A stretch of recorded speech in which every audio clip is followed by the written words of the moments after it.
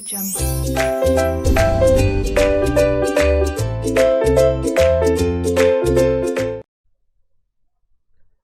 Guys, what's up. So welcome to the class. हम लोग हमारा इको लॉ कर रहे थे। हमारे 2 चैप्टर्स पूरे हो गए हैं। सरफेसी मैंने आपको पूरा करा दिया, आपको मैंने पूरा फॉर्मूला करा दिया है, अलॉन्ग विद हमारे जो अभी तक जो केस लॉ रखे वो भी करा दिया आपको। अब हम आगे पढ़ रहे हैं हमारा नया चैप्टर। तो जल्दी से अपनी बुक निकाल लीजिए। Today we are starting with a very very very easy very simple topic, prohibition of benami property transaction है, PBTA. PBTA, prohibition of benami transactions act, property transaction, PBTA, PBPTA, prohibition of benami property transaction act 1988। आ जाइए। तो अपनी book में ये पहला chapter है।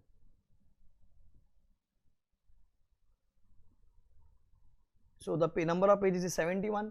सो मोटा माटी मान लीजिए 6 से 7 क्लास लगनी है इसकी आपके। जनरली हम लोग 10 पेज तो एक क्लास में पढ़ ही लेते हैं।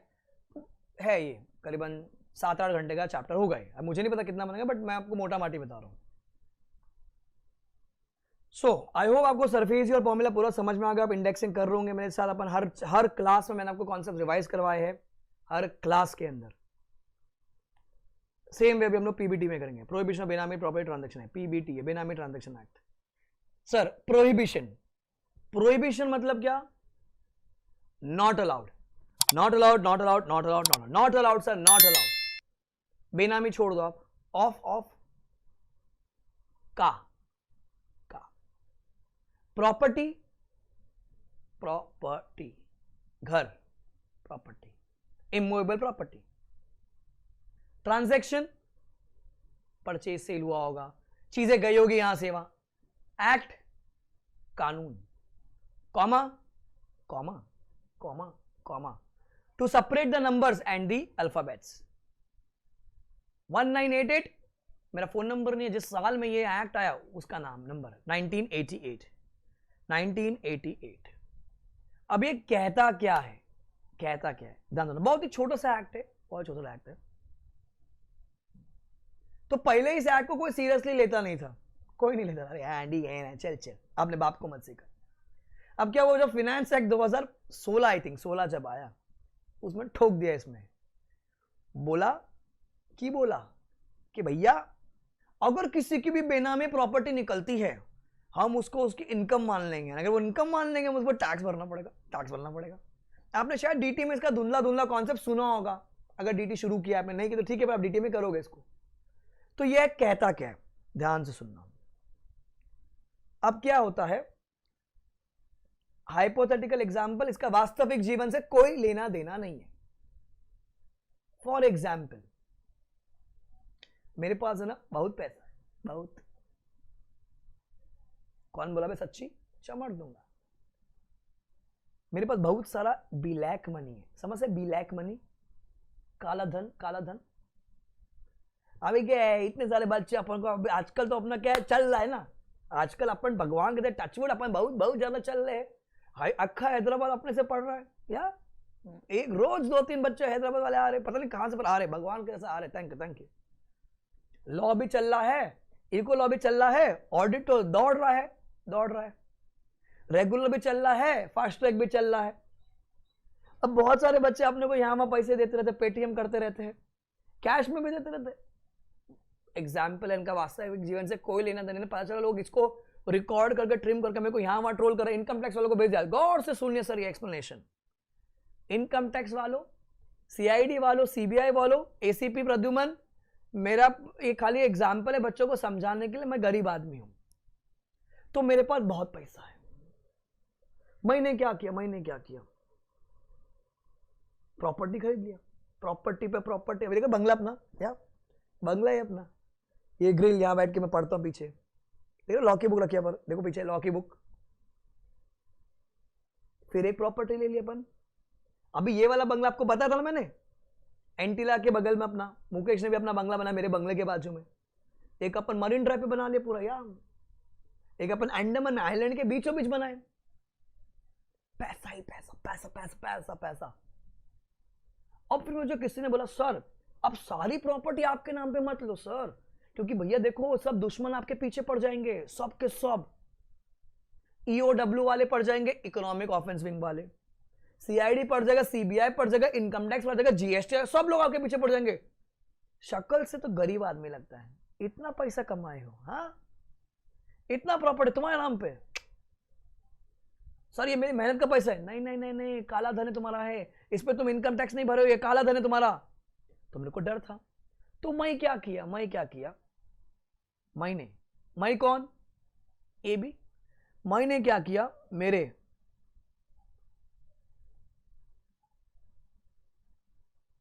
धोबी को पकड़ा, धोबी, south Bombay south Delhi university, धोबी धोबी धोबी, द स्त्री गाय, स्त्री गाय, लड़का स्त्री वाला लड़का, एट द लॉन्ड्री बॉय, उसको मैंने बोला, वो आके बैठ गया सुबह सुबह, हाँ भैया बोलिए, हाँ भैया बोलिए। तो मैं बोला सुनो ये देखो, अब क्या करेंगे अपन, मैं तुम्हारे अकाउंट में अभी 50 लाख रुपए डालवाता हूं। विनाकल भैया थैंक यू भैया।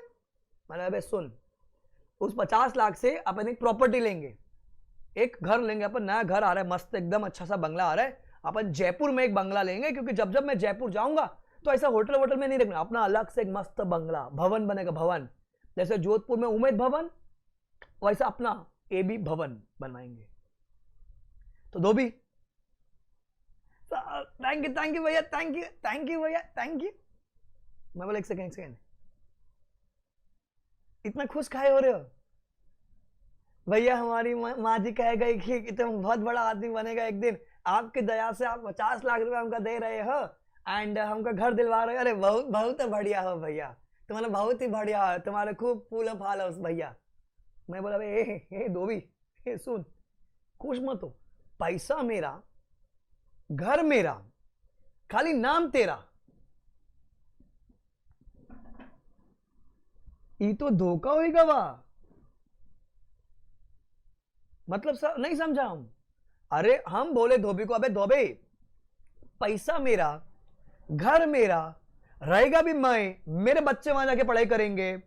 अब पूरे जयपुर वाले को बोला कि तुम्हारा वो बंगले में तुम लोग रहने का, पढ़ेगा, लाइब्रेरी नहीं, अपन वहां पढ़ाई करेंगे, वहां पर अपन दिन में पढ़ने का, रात को करने का, पाड़े फुल नाइट। पर नाम धोबी का, नाम किसका, धोबी का। एक अपन बंगला बनवाए, बंगला ऊपर अपना ऐसा झंडा लहराएगा, ऐसी सड़कें होंगी,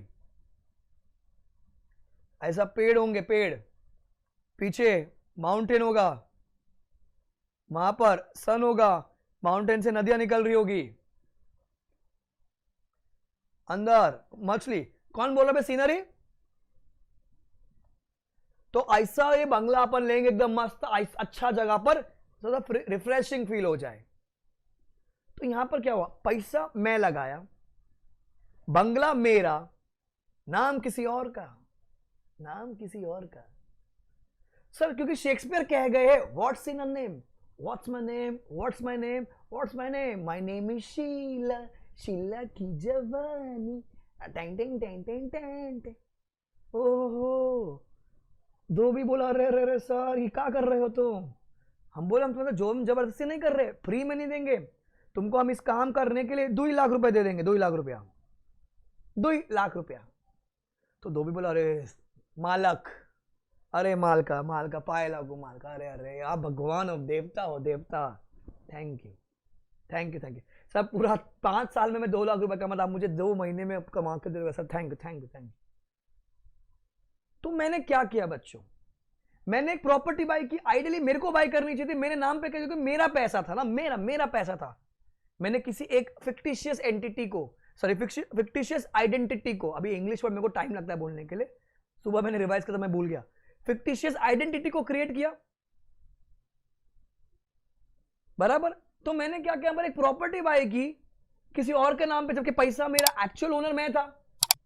इस प्रॉपर्टी को बच्चों, इस प्रॉपर्टी को अपन क्या बोलेंगे? हाँ बच्चों, इस प्रॉपर्टी को क्या बोलेंगे सर? इस प्रॉपर्टी को बोला जाएगा बेनामी। नहीं दिख रहा ना?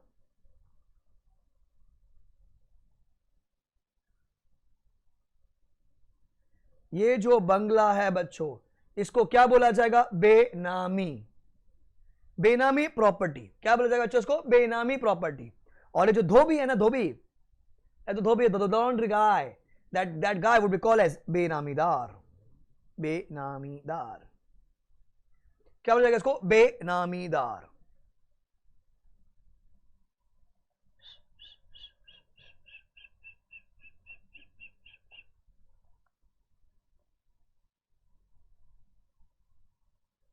देखो एक्चुअल जो डेफिनेशन है क्या बोलते हैं?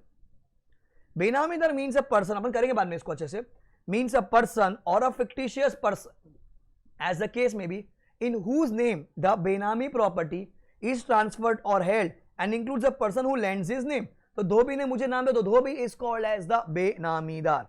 क्या बोला जाएगा इसको? बेनामीदार। बेनामीदार।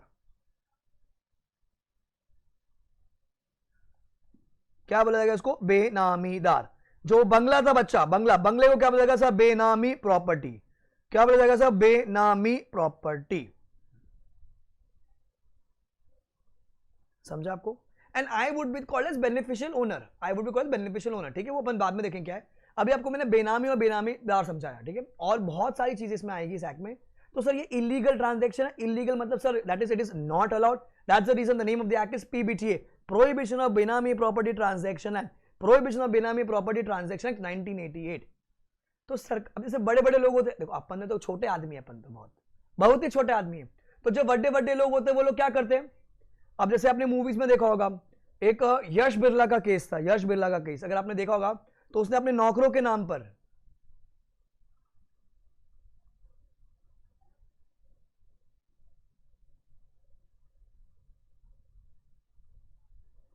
यश बिरला ने अपने नौकरों के नाम पर देखो प्रॉपर्टियां खरीद रखी है।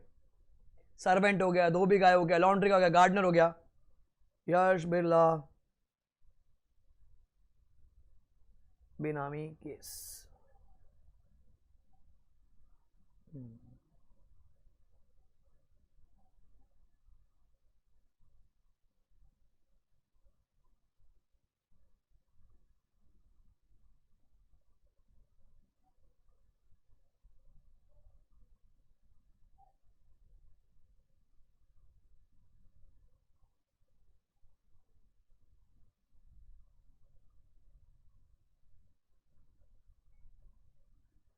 किधर है यश? देखो recently, if you can read this part, I can't mark it because ये वेब पर है। The recently the Mumbai bench of T pronounced ruling under Benami Act in case of Yashovardhan Birla, मतलब यश बिरला जी जो है, in the context of offshore assets. This offshore assets was subject matter of litigation under Wealth Tax Act, and there was a positive ruling in the context of wealth tax in case of a taxpayer. In the present case, the T held that the provision of BMA were not applicable in the case of Yash Birla as merely on account of his bearing a discretionary class beneficiary of an offshore trust. He could not have been alleged to be the owner of the assets of the trust. It was observed that the taxpayer was not a contributor to the trust structure and was not liable to be considered sole beneficiary of the trust. It was held that the revenue cannot collapse. तो यश बिरला में prove करा के भैया वो बेनामी, मतलब case जो हुआ गया बोले कि आप बेनामीदार हो। बाद में उसने, देखो आपको ही पता है इंडिया में, आपको ही पता है क्या होता है। ठीक है, तो उसने बस प्रूव करा कि सर मैं बेनामीदार नहीं हूं, मैं बेनामीदार नहीं हूं। तो बहुत सारे ऐसे केस हो रखे जो बड़े बड़े जो लोग होते हैं। चिदम्बरम का भी केस, उसका बेटा कार्तिक चिदम्बरम, वो भी एक लैंडमार्क केस है।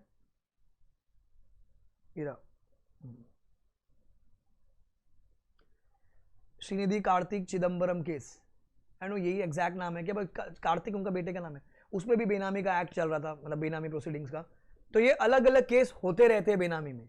तो बड़े बड़े लोग क्या करते हैं, छोटे मोटे लोगों के नाम पे प्रॉपर्टियां खरीद लेते हैं। आपने मूवीज में देखा होगा, प्रैक्टिकल लाइफ में सुना होगा, आपने आर्टिकलशिप में देखा होगा, क्लाइंट है, बड़ा सा क्लाइंट है, उसने अपने भाइयों के नाम पे ले लिया है, किसी और के नाम पे ले लिया है। ठीक है, तो किसके नाम पे लेना अलाउड है?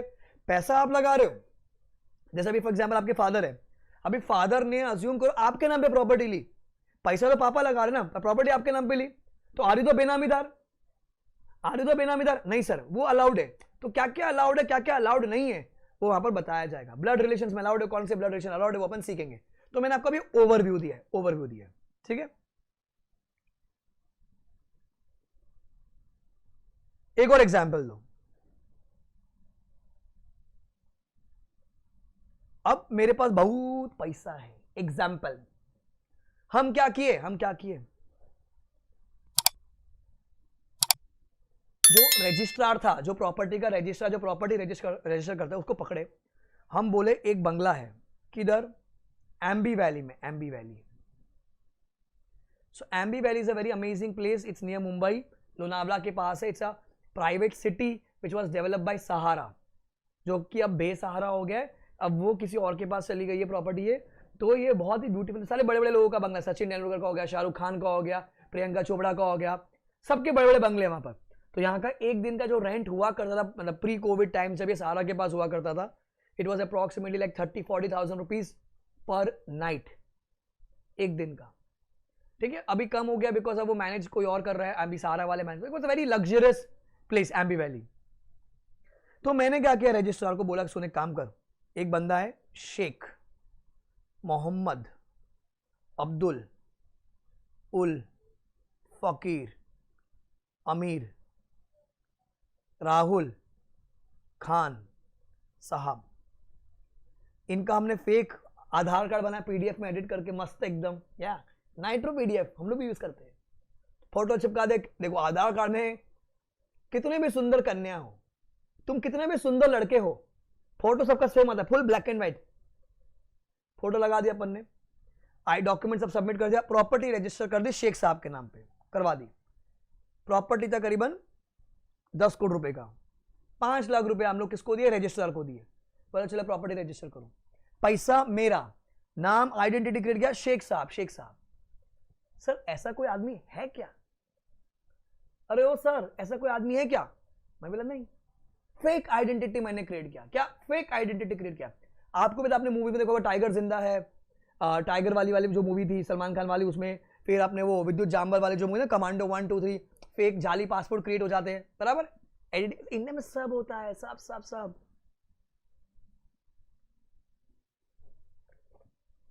मेरे को नहीं पता, मैंने मूवी में देखा है, मेरे को नहीं पता। पता चला लोग मेरे को इसका ट्रिम करके वीडियो को यहां वहां ट्रोल कर रहे हैं, गौर से देखिए ये सर को, ये सर बच्चों को गलत गलत चीज सिखा रहे हैं। मैं मूवी देख के बता रहा है, मेरे को नहीं पता वो कहां होता को, मेरे को नहीं पता, सच में मेरे को नहीं पता। तो हमने क्या किया सर, शेख साहब को फेक आइडेंटिटी क्रिएट की, अल्लाह अकबर, कश्मीर लेके रहेंगे।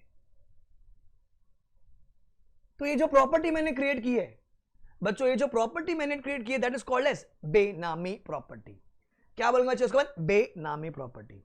एंड जो ये आदमी मैंने फेक आइडेंटिटी क्रिएट की है, इसको बोलेंगे क्या, बेनामीदार। क्या बोलेंगे इसको, बेनामीदार। ये जो प्रॉपर्टी क्रिएट किया क्या हो जाएगी सर, बेनामी प्रॉपर्टी, एंड फेक आइडेंटिटी क्या, बेनामीदार। सो पहले वाले एग्जांपल में धोबी जिंदा है, जैसे टाइगर जिंदा है वैसे धोबी जिंदा था, तो धोबी को मैंने कन्विंस किया, तो धोबी वॉज बेनामीदार। यहां पर मैंने फेक आइडेंटिटी क्रिएट की, फेक आइडेंटिटी क्रिएट की, ये भी बेनामीदार। तो आपने किसी आदमी को क्रिएट किया, आदमी को कन्विंस किया, या किसी फिक्टिशियस पर्सन को आपने क्रिएट किया, fictitious identity, fake identity create किया, दोनों इज कॉल्ड एज बेनामीदार। एंड अगर आप पकड़े जाते हो, मैंने बोला अगर आप पकड़े जाते हो तो, because it is not allowed, तभी तो बोलते ना प्रोहिबिटेड, रेस्ट्रिक्टेड नहीं है, प्रोहिबिटेड। तो सर अगर आप पकड़े जाते हो तो बॉस ये इलीगल ट्रांजैक्शन है, आपको ठोक दिया जाएगा, वहां पर पेनल्टी लगेगी, किसको, दोनों को, एबी को भी लगेगी और जो बेनामीदार है उसको भी लगेगी। अब यहां पर जो फेक आइडेंटिटी वहां तो होगा नहीं कोई भी, बराबर, ऊपर धोबी को भी लगेगी। एंड जो प्रॉपर्टी ना, प्रॉपर्टी जो बंगला बनाए हो सर एम्बी वैली में, वो जो जयपुर में आपने भवन बनवाया ना, एबी भवन, अपन वो लोग उम्मीद भवन बनाए, अपन बनाए एबी उम्मीद भवन, सब बच्चों को से बनाएंगे अपन उम्मीद भवन, उम्मीद है हमारी। सर सब कॉन्फिस्केट हो जाएगी, सब कहां हो जाएगी सर, कॉन्फिस्केट हो जाएगी, कॉन्फिस्केट सर हड़पी चली जाएगी, क्या हो जाएगा, अच्छा हड़पी चली जाएगी, समझा आपको। सो काला धन का रूट करें, मनी लॉन्ड्रिंग में भी काला धन की बातें थी, यहां पर भी है, यहां पर आप क्या बात कर रहे हो, स्पेसिफिकली प्रॉपर्टी की बातें कर रहे हो, प्रॉपर्टी की बातें अपन कर रहे हो।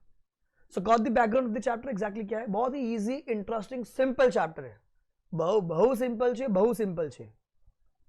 देखो अभी, सो आपको अभी लेके बैठना highlighter, red pen, black pen, blue pen, 4 ही चीज चाहिए मेरे को, और पेंसिल, पेंसिल, ठीक है, कभी कुछ मार्क करना होगा तो लेकर आ जाइए अभी।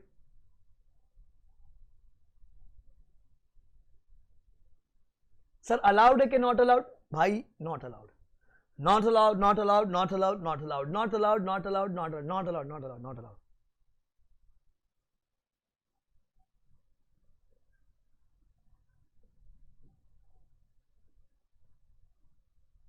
देखो अभी रेड से और हाईलाइटर को रखना हाथ में, क्या क्या मार्क करने का है.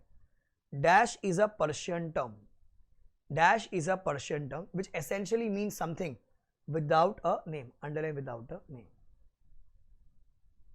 In simple words, it means dash, proxy. So a Benami property is a property bought by the original owner, मतलब AB, using a proxy, धोबी और शेख साहब अपने एग्जाम्पल में. This helps him park his unaccounted money, underline unaccounted money, safely while avoiding paying taxes to the government at the same time. Benami transactions are quite prevalent in the land purchases where unaccounted money is used to make purchase. तो generally लोग land ही खरीदते और छोटे शहरों में गांवों में जाके प्रॉपर्टी या छोटी छोटी प्रॉपर्टी बाय कर लेते. ठीक है, तो ये आपका हो गया intro. In this act, the word Benami is used to refer a property or asset with no name attached to it. That is, actual owner is not the person who has a legal title to the property. Highlight कर दीजिए जो मैंने highlight किया है, highlight कर दीजिए बच्चों.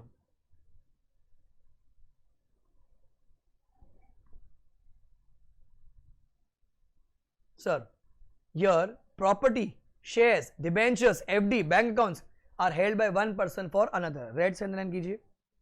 Property, shares हो गया, डिबेंचर्स हो गया, एफडीज हो गया, bank accounts are held by one person for another. तो जैसे फॉर्मूला में अपन ने बात किया था ना कि बैंक अकाउंट किसी और का, नाम किसी और का, याद है वो beneficial owner, client, reporting entity. तो प्रॉपर्टी हो गया, शेयर्स हो गया, डिबेंचर्स हो गया. जैसे अभी मैं बच्चों को बोलते काम करता हूँ, मैं आपके डीमेट में शेयर्स खरीदवा देता हूँ. ठीक है, पर शेयर्स मेरे हैं, जो भी पैसा कमाएंगे 10% आपका और 90 मेरा, तो टैक्सेबिलिटी आपके हाथ में चली गई, मैं बच जाऊंगा वहां पर. So at the end it is illegal, right. The former lends the name to the latter and is called as benamidar. मैंने आपको बता दिया benamidar, underline benamidar. He does not have any beneficial interest in the property or asset. उसका कोई interest नहीं होता, only for a mere commission वो ये काम करता है. ये पैरा आरटीपी लिखो. आरटीपी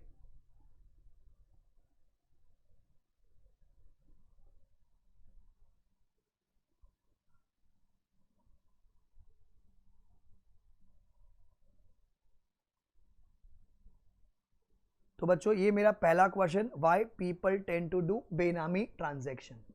बच्चों why people tend to do benami transaction to deploy unaccounted money. लिखो वहां पर.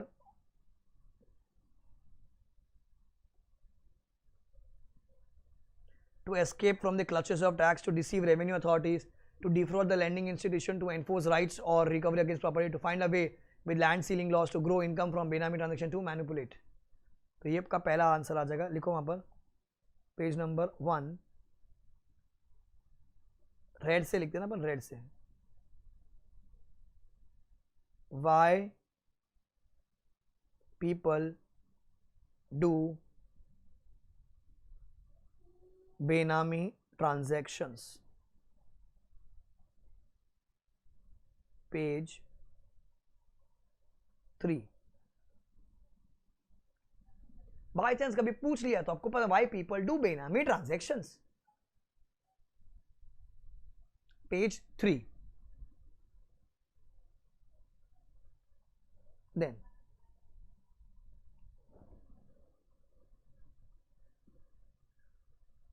The benami transaction prohibition act was enacted to prohibit benami transaction and right to recover property. तो वसूली जाएगी as benami and for the matters connected therewith. ठीक है, read है. फिर ये अमेंडमेंट आए, इसमें पेनल्टी है, आगे फिर मिलेगी अपने को पेनल्टी. क्या है देख लीजिए यहाँ पर, खाली एक बार रीड कर लेते, आगे मिलेगा अपने को पूरा. With a view to providing effective regime for the PBT, sir the act was amended and the amended law gives a penalty. क्या है एक बार अंडरलाइन कर दीजिए. If a person is found guilty of offence of benami transactions by the competent court, he shall be punishable with rigorous imprisonment. Chucky pacing for a term. Black say minimum 1 year, maximum 7 years. Minimum 1 year, maximum 7 years. Minimum 1 year, maximum 7 years. And shall be liable to a fine. Black say up to 25% of the fair market value of the property. up to 25% of the fair market value of the property. 1 to 7 and 25%. 1 to 7 and up to 25%. 1 to 7 and up to 25% of the fair market value of the property. आगे मिलेगा, अपन अच्छे से numbering करेंगे आगे जब वो penalty, क्योंकि बहुत सारी पेनल्टीज आएगी. ठीक है, फिर नेक्स्ट हाईलाइट कर दीजिए. The PBTA came into act on 1 November 16. Amendment act किस दिन आया था, जिसने मेन एक्ट को अमेंड कर दिया.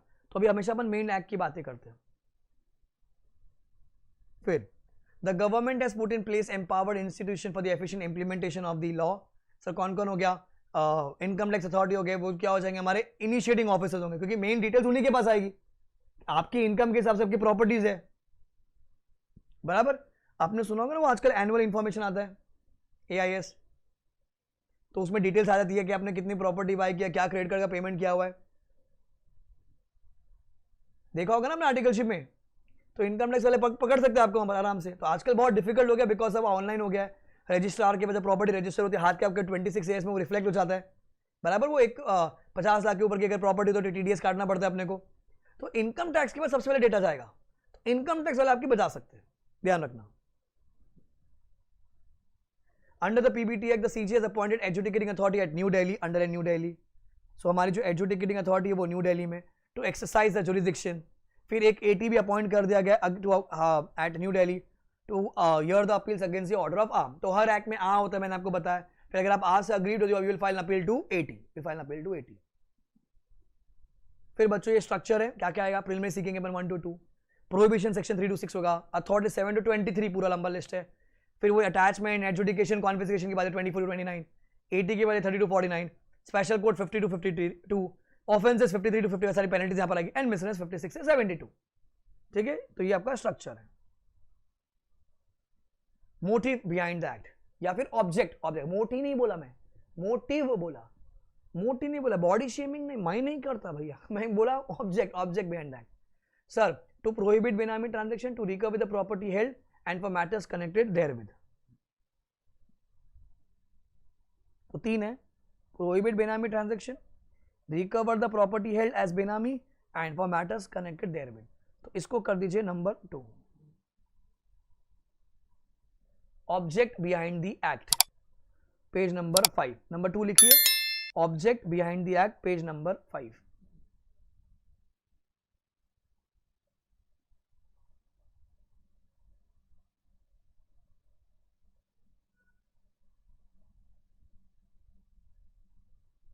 Object behind the act, page number 5.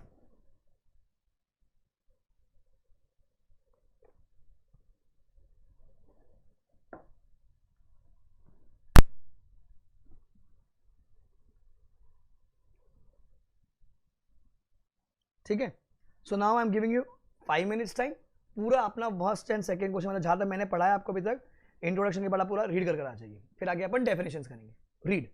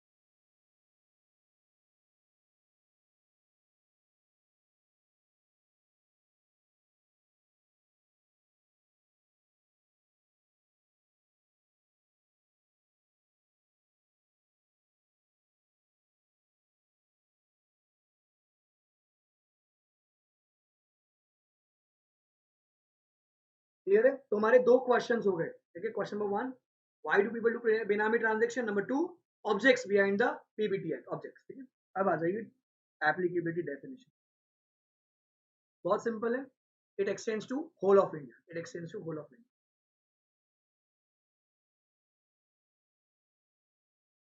Underline कर दीजिए, हाईलाइट कर दीजिए इसको, it extends to whole of India.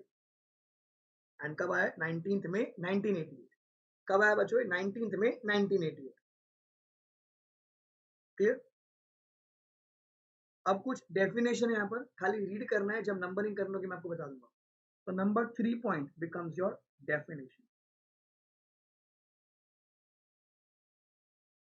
Number 3 is your definition. कौन कौन सी है? पहला आ, आ, आ means please use earphones when you are watching my lecture. Adjudicating authority. क्या बच्चों? adjudicating authority. Adjudicating authority means the adjudicating authority as per section 7 of the act. Wow, wow. Yeah, definition. Administrator means an income tax officer of income. Income tax officer means in person appointed as per income tax officer under section 117 of the Income Tax Act 9 section. Wow. The appointment of income tax authority means the CG may appoint such person as it thinks fit to be the income tax authority. क्या definition? Simple भाषा में मेरा जो administrator कौन है sir? वो income tax officer. इस act में जब जब वर्ड एडमिनिस्ट्रेटर यूज किया जाएगा, जब जब वर्ड एडमिनिस्ट्रेटर यूज किया तब तब क्या बोलोगे आप? Income tax officer, ITO। क्या बोलेंगे? ITO। एडमिनिस्ट्रेटर मतलब कौन? Income tax officer. एडमिनिस्ट्रेटर मतलब कौन? Income tax officer.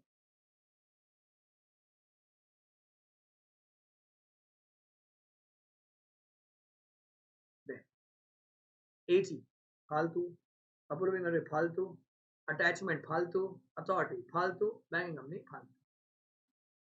तो पहला जो डेफिनेशन आपका, इसको लिख दीजिए, ए को एडमिनिस्ट्रेटर, ए एडमिनिस्ट्रेटर, बी बेनामी प्रॉपर्टी। वहां लिखो, very very very very very very important,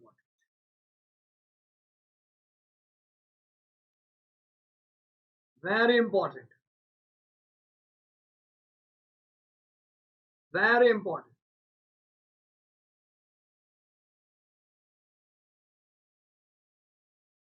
sir, dash is a property means which is a property which is a subject matter of Benami transaction and includes the proceeds from such property and includes the proceeds from such property.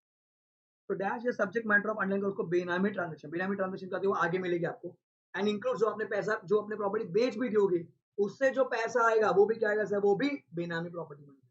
तो जो property है वो तो बेनामी है ही है, आपने उसको बेच के कुछ ऐसा पैसा कमाया, प्रॉफिट कमाया कुछ आपने, सर वो भी क्या होगा? बेनामी होगा, बेनामी। In case of Benami property, the person who pays consideration for the purchase of property does not purchase in his own name, जैसे AB, but buys in the name of some other person. In fact, the person who finances the deal, मतलब AB, जिसने actually पैसा दिया था, he is the real owner, but some other person is shown as the owner. दो भी. The other person in whose name the property is purchased, it is called as dash, बेनामीदार. Hence, the other person is nothing but a proxy. क्या रहेगा बच्चों? Proxy. Underline बेनामी property, बेनामी highlight कर दीजिए सब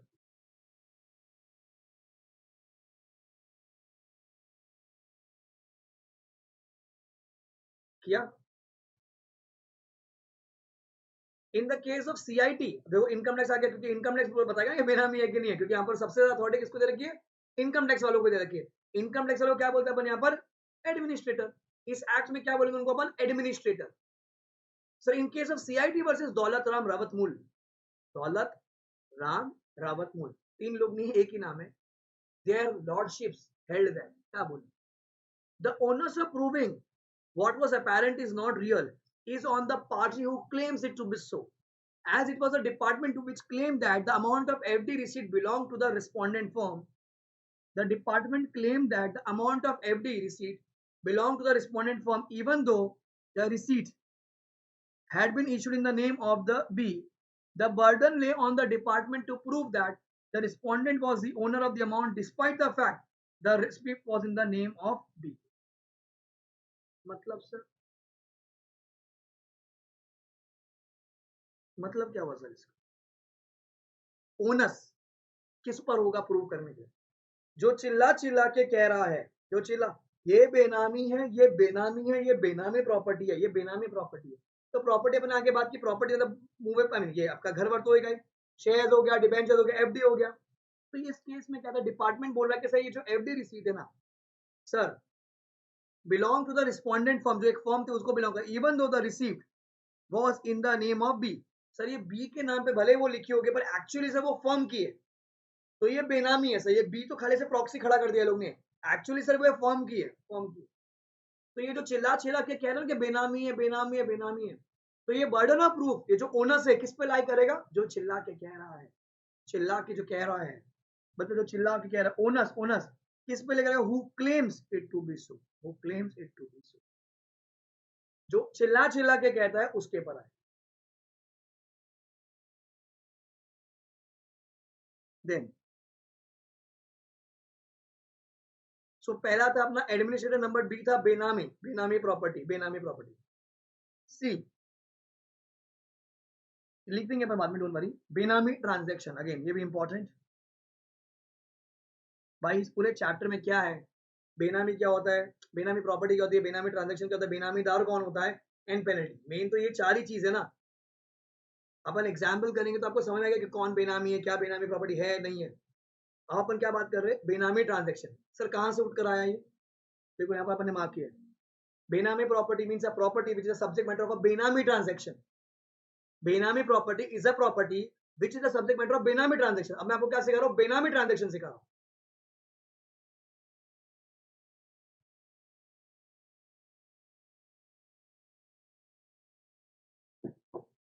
sir it means a transaction or arrangement where a property is transferred to or held by a person and the consideration for such property has been provided or paid by any other person, मतलब individual, person, person, person, circle the word person। मैंने अभिषेक बंसल ने पैसा दिया, property खरीदी धोबी के नाम पे, ए में कवर होगी, धोबी, धोबी वाला एग्जांपल ए में कवर होगी। The property is held for the immediate or the future benefit, direct or indirect, of the person who has provided the consent, except when the property is held by, देखो the property is held for immediate और future benefit. जैसे for example मैंने एक बंगला लेके बच्चों के नाम पे कर दिया, बच्चों के नाम पे, यार तुम आके पढ़ाई करो, वहां पर पढ़ाई करो, मैंने मेरा टैक्स बचाया होगा, राइट, टैक्स बचाया होगा मैंने, तो दैट इज अ बेनामी प्रॉपर्टी। बट अज्यूम करो जिसने पैसा दिया वो कौन है, या तो वो करता है या मेंबर ऑफ एचयूएफ है। कौन है बच्चा, या तो वो करता है या तो मेंबर ऑफ एचयूएफ है, या तो वो करता है या तो वो मेंबर ऑफ एचयूएफ, मतलब कार्यकर्ता से। as the case may the property is held for the benefit or the benefit of other members in the family and the consideration for such property has been paid or paid out of the known sources of HUF। तो पैसा किसने दिया, यहाँ पर HUF ने दिया, पर enjoy कौन कर रहा है सर, करता या फिर मेंबर्स ऑफ HUF कर रहे, तो सर ये बेनामी नहीं है, बेनामी नहीं है, दिख रहा है वो, except when the property is held by करता मेंबर ऑफ HUF। पैसा कौन दिया, HUF दिया। अच्छा बेनिफिट किसका है सर, यहाँ पर नॉन सोर्सेज से क्या बेनिफिट किसका था, करता या मेंबर ऑफ HUF का बेनिफिट है, तो सर वो बेनामी नहीं हुआ। Number 2, a person standing in fiduciary capacity, fiduciary capacity जैसे फर्म हो गया, कंपनी हो गया, अभी कंपनी पैसा देगी पर यूज कौन कर रहा है सर, डायरेक्टर यूज कर रहे हैं, बराबर, तो वो किसके कैपेसिटी में हो रहा है सर, फिड्यूशियरी कैपेसिटी में। Sir whom stands in such capacity includes sir कौन कौन, ट्रस्टी हो गया, एग्जीक्यूटिव हो गया, पार्टनर हो गया, डायरेक्टर ऑफ अ कंपनी हो गया, और a depository or a participant as the agent of the depository or any other person has been notified by CG. तो सर फिड्यूशियरी कैपेसिटी वाले भी बेनामीदार नहीं होते हैं।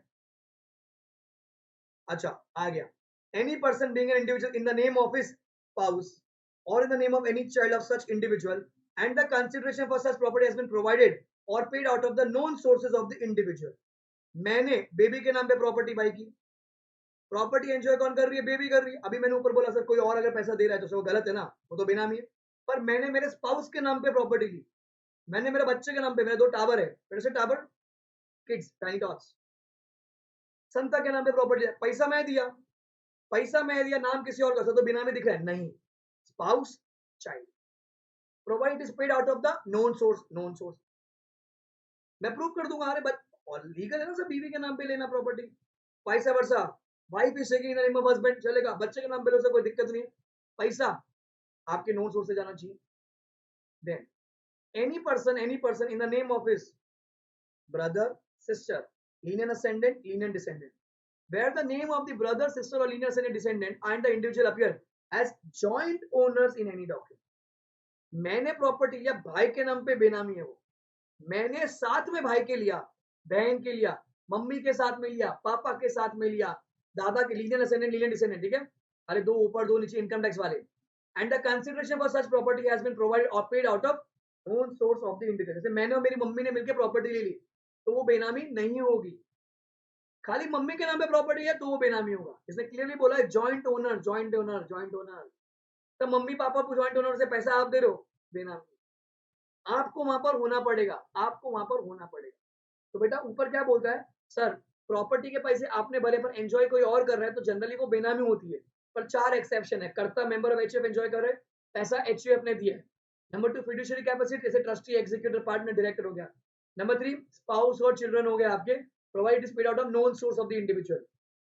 भाई बहन लीनियर असेंडेंट लीनियर डिसेंडेंट के नाम पे लिया है सर, प्रोवाइड वहां पर आप जॉइंट ओनर्स हो एंड यू हैव टू पे the money out of known source.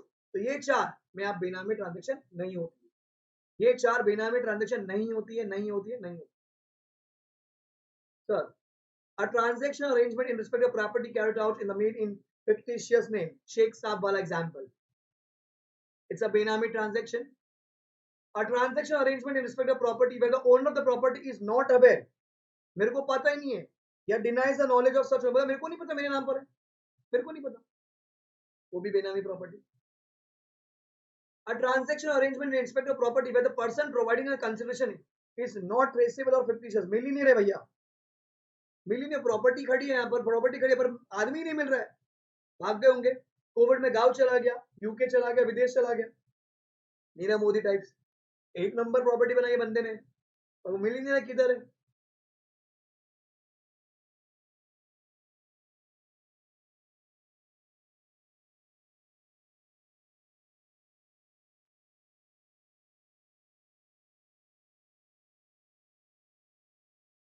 फिर ये डायग्राम है, इन अ फिक्टिशियस नेम है, अ ट्रांजैक्शन और अरेंजमेंट बेनिफिट के लिए. फिर ये जो ब्लू में है यहाँ पर दिख रहे हैं 4, ये आपके एक्सेप्शंस है. फिर where the owner of the property is unaware of the or denies ownership, or where the person providing is not traceable or fictitious. तो A B C D, A B C D, ठीक है. A में 2 point है, फिर B में 4 exception है, ध्यान रखना. A B C D clear आपको. तो ये सारी बेनामी ट्रांजेक्शन है, वो 1 2 3 4 जो है वो बेनामी ट्रांजेक्शन नहीं है, नहीं है, नहीं, वो 4 नहीं है. फिर ये क्या बोलता है,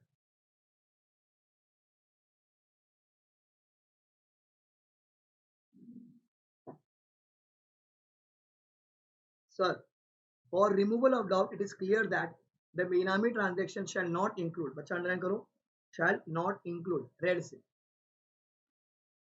any transactions involving the allowing of a possession of any property which is to be taken or retained in part performance of a contract where the consideration of the such property has been provided by the person to whom the possession property has been allowed, but the person who has granted possession continue to hold the ownership of such property, the stamp duty has been paid and the contract has been registered,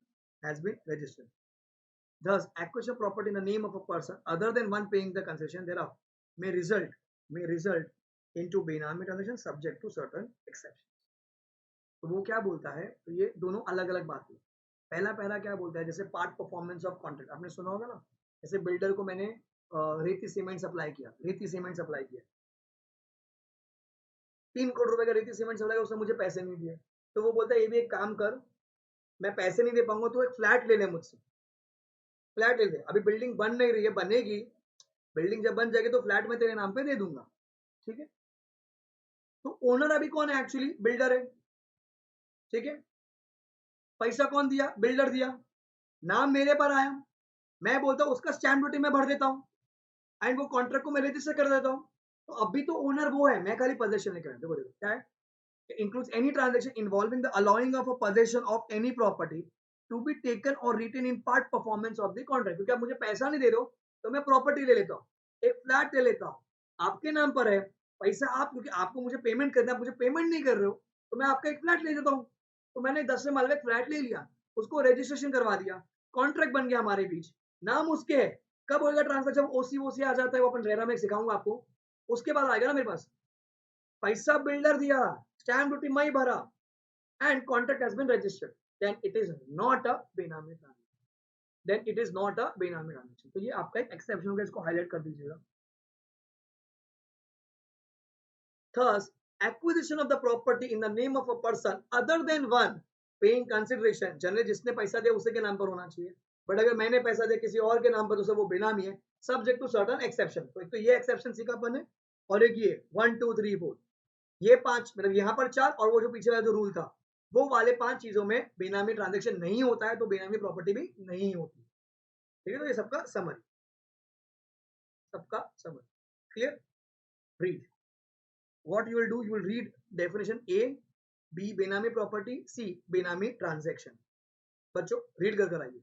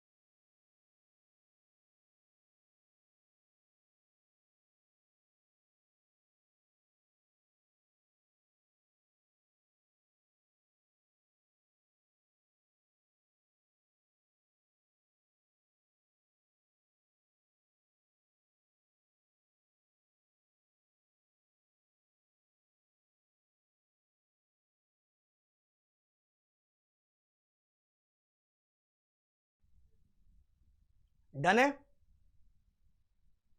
easy. चलो तो अब numbering कर दीजिए इसको। Number 3A is administrator 5।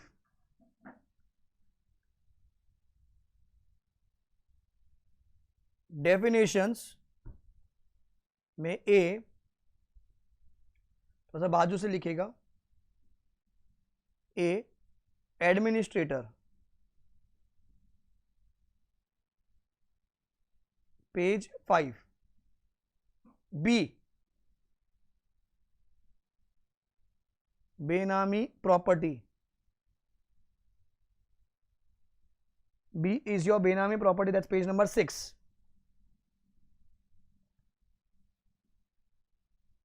सी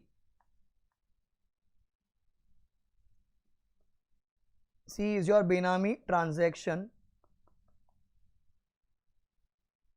एक minute, page number 7।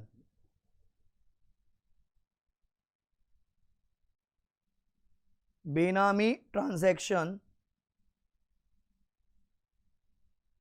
Page 7 dash section 29 लिख दीजिए, section 29, और उसमें आएगा 22 और 28।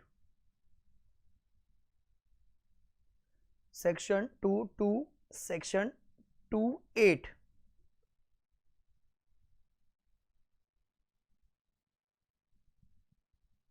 Copy this.